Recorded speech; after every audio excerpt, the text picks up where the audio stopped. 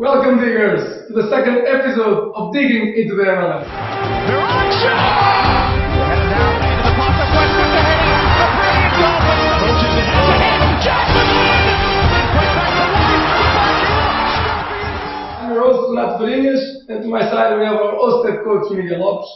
Miguel, in the last episode, you said that Cincinnati was the best team to push the opponent in their own half and create goal chances. What you had to say about the second goal, LA Galaxy, after 2 minutes of possession? Definitely. This is after 1 minute moving the ball, just try to take them off their places, and then we just amazing goal again, and the assist. So it's really proof of what they do best. Amazing goal. But today, in our second episode, it's not about Cincinnati, right? Yeah, it'll be about San Diego. Oh, great team, great season. So, what did you bring us?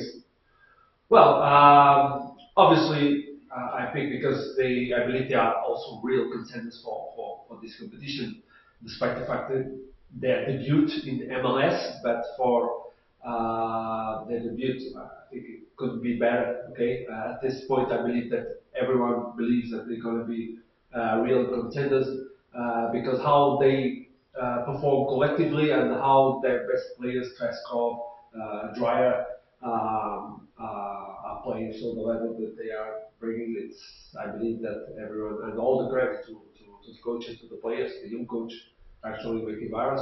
So today will be about San Diego. Okay, top. What can you tell us about? Well, rookie team? we will see here with the images. You know, they are the team that is, you know, they dance with you. You know, they provoke, they invite you. They have this. They stick together when the ball is in the back. They move the ball front and backwards. They invite you to come. You see, like, you know, provoking the opponent, like almost teasing with the ball. You know, so okay, come here. They move to the left, to the right. They move inside. Great connection with the Godoy Sveskov in the middle. And you know, I'll see how here Atlanta, they are pushing Atlanta into the close to their box, and you see here how they always do this. You know, beside the two midfielders that are close to the defensive line, they always bring two extra players to the gaps. You know, here you see the Tveskov and Valikari attracting their midfielders, and now they have the gaps in the back. So it's the two midfielders plus the two that are. And normally, when Del Torre is also referenced as the third midfielder, and then they have always, when they have pressure, one more. So plus two, and then they have two that hold the defensive line. Here you can see Del Torre in the back of their midfielders with Dreyer, and then here you see Pellegrini and Chucky taking the spaces. So always leave two players in front to hold the defensive line. You see here again. You see here Dreyer goes to the midfielders. As a third midfielder, they find the spaces, and now you see how, in this case, Pellegrini and Valkyrie, you know, hold their position defensive line so they can, you know, get advantage of the spaces, and then, you know, they move their best players to the final third. And it's amazing how they define the see here.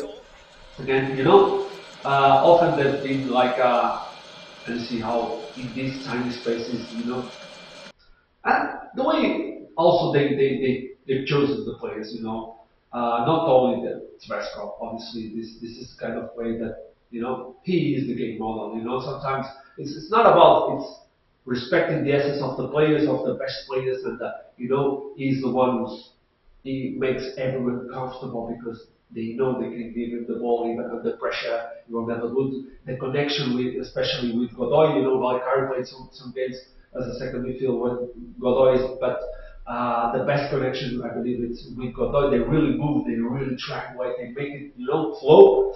And then players like McVeigh, like Dua, great holding the ball, and Bombino doing a fantastic season. Guys that never lose the ball, very reliable, very consistent.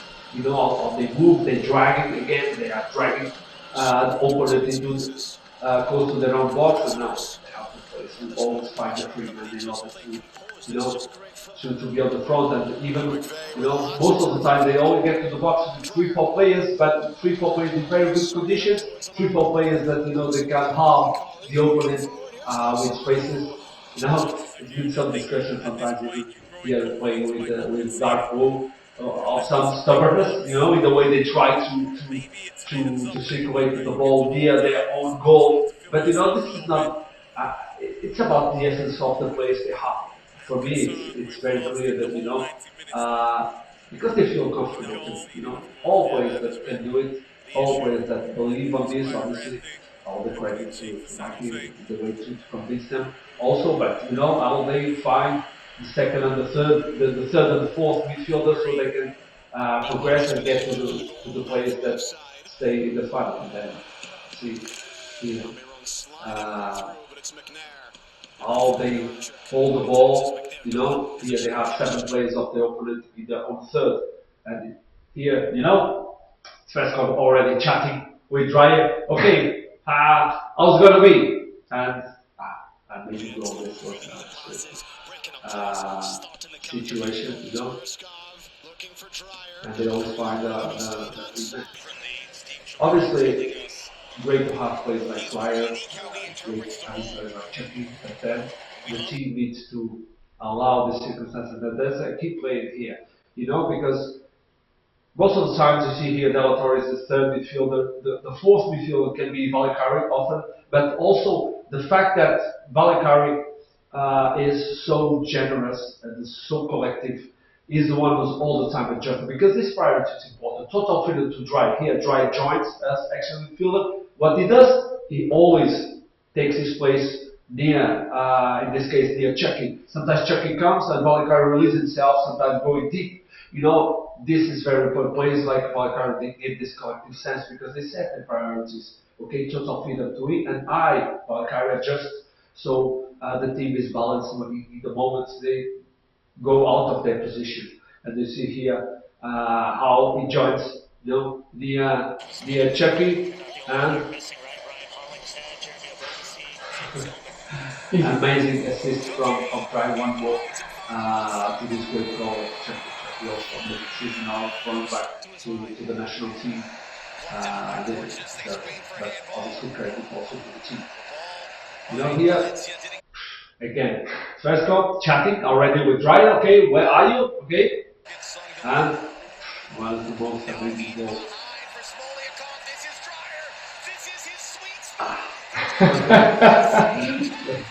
No, really amazing. Thank you, Miguel. Top rookie season, right, for this team? Yeah. Well, diggers, we hope that you dig this episode of Digging into the MLS. Follow us on social media. We hope that we can see us again. We will see you soon.